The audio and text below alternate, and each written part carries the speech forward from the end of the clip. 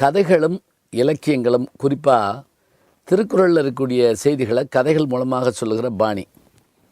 இப்படிங்க இந்த கதை கேட்குற வழக்கம்ங்கிறது எல்லாருக்குமே உண்டுங்கிறாங்க.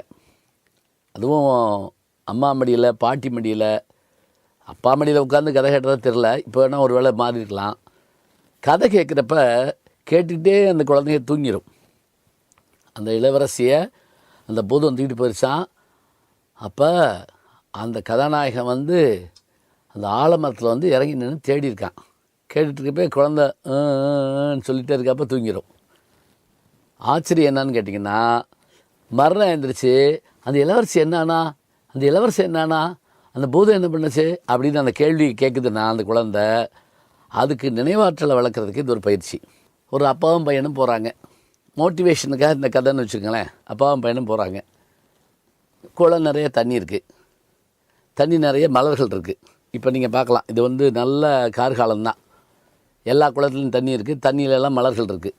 தாமரை, அல்லி, கருநீலம், எல்லா வகையான நீலோற்ப மலர்கள் எல்லாம் இருக்குது. இப்போ அப்பாவும் பையனும் அந்த குளக்கரை வழியாக போகிறாங்க. அப்பா பையன்கிட்ட கேட்குறாரு, தம்பி இந்த தாமரை மலர் பார்த்தியா? ஆமாப்பா, ரொம்ப அழகாக இருக்குது. ஆமாம் தம்பி, மலர்களை பொறுத்த மட்டும் அதுக்கு என்னென்ன குணம் உண்டு தெரியுமா?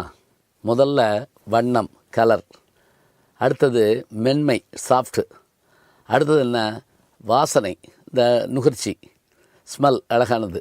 எல்லாத்துக்காட்டிலும் தேன். இந்த தேன் இருக்கிறதுனால தான் அந்த வண்டுகளை இழைக்குமா. இப்போ அவர் கேட்குறாரு, தம்பி அந்த தாமரை மலரை பார்த்தியா? ஆமாப்பா, அழகாக இருக்குப்பா.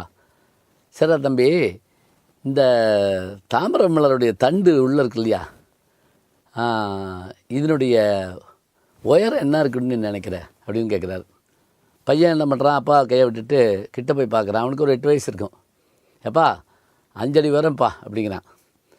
கரெக்டா அப்படின்னாரு. அந்த பையனுக்கு சந்தேகம். திருப்பி கிட்ட போய் உத்து பார்த்துட்டு, இல்லைப்பா 10 அடிப்பா அப்படின்னா. சபாஸ்ரா அப்படின்னாரு. என்ன பண்ணிட்டான், ட்ரௌசரை மடக்கி விட்டுட்டு உள்ளே இறங்கிட்டான். இறங்கி அதை தூக்கி பார்த்தான். இவனை காட்டில் உயரமாக இருந்துச்சு. எப்பா 12 அடிப்பா அப்படின்னா. கரெக்டாடா சொன்னடா அப்படின்னாரு. லூசாப்பா நீயே, நான் 8 நாளும் சரிங்கிற, 10 நாளும் சரிங்கிற, 12 நாளும் சரிங்கிற, அப்போ உண்மையான உயரம் என்னப்பா அப்படின்னு கேட்டான். ஏடா தம்பி, இந்த மலரோட உயரத்தை தண்டை வச்சு நம்ம தீர்மானிக்கக்கூடாதா. இந்த தண்ணி இருக்குது பார்த்தியா, இந்த தண்ணி உயர உயர உயர உயர உயர அந்த தண்டு உயர்ந்துக்கிட்டே வரும் தம்பி. நம்ம உள்ள உயர உயர உயர நாமளும் உயர்ந்துக்கிட்டே வருவோம். இது யார் சொல்லியிருக்கா தெரியுமா? திருவள்ளுவர் சொல்லியிருக்கார். வெள்ளத்தனையது மலர் நீட்டம், மாந்தர்தம் உள்ளத்தனையது உயர்வு. இப்போ அந்த பையன் அந்த தாமரை பூவை பார்த்துட்டு ரொம்ப சந்தோஷப்பட்டான். வெள்ளம் உயர்ந்தா மலர் உயரும், உள்ளம் உயர்ந்தா நான் உயர்வேன். மானம் பெரியதென்று வாழும் மனிதர்களை மான் என்று சொன்னதில்லையா? தன்னை தானும் அறிந்து கொண்டு ஊருக்கு சொல்பவர்கள் தலைவர்கள் ஆவதில்லையா?